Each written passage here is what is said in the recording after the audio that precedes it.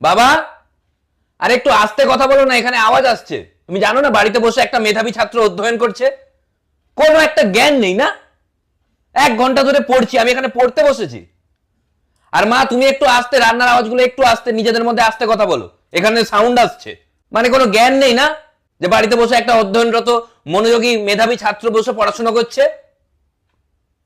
আজকে বিরিয়ানি খাবো। আজকে বিরিয়ানি হয়নি। কি বিরিয়ানি হয়নি? এটা কি ধরনের কথাবার্তা? মানে একটা স্টুডেন্ট যে নিজেকে পড়াশোনার মধ্যে ডুবিয়ে রাখে, তার কি কোনো শখ আহ্লাদ বলে কিছু নেই?